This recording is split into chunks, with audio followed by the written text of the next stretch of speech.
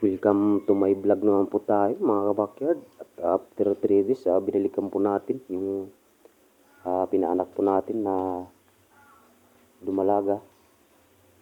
At ito mag-ayon po tayo ngayon para po maiwasan yung pamumutla ng mga piglets. Kaya yan, ang bigay po natin dito 1 ml po per piglets. Yung pinakamahina po medyo lumakas na po siya dahil na priority po natin siya pagpadidi nung unang labas. Ito po yung pinakamahina na lumabas na piglets. Yan sa wakas at medyo lumakas na po siya. At babalikan po ulit natin to ng after 2 weeks. At magpapalo po tayo ng iron at sabay na rin po natin pag kapon yung 3 lalaki. 8 piraso po ito, 5 po yung babae at 3 po yung lalaki.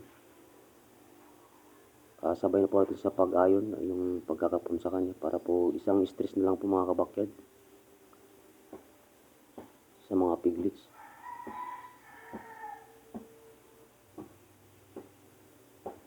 Kaya sa pag-aalaga po talaga ng baboy mga kabakyard at tiyaga lang po talaga. At makakaraos din po tayo.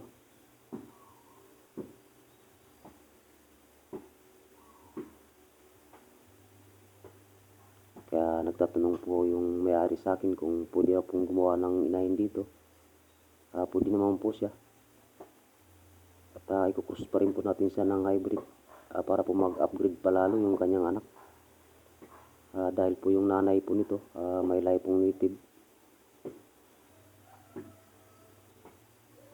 Kaya ikukrus po ulit natin kung sakaling gagawa po siya ng inahin dito.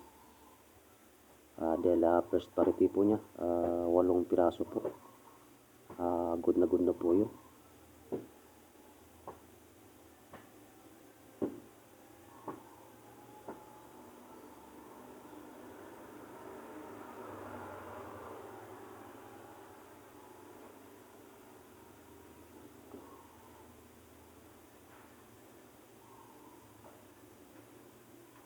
Yung mamapig naman okay naman po yung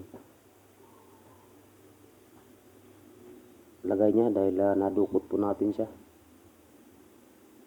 Dahil medyo malaki po yung panghuli na lumabas. Kaya nag-inject din po tayo sa kanya ng antibiotic. Pang 5 araw po nating injikan.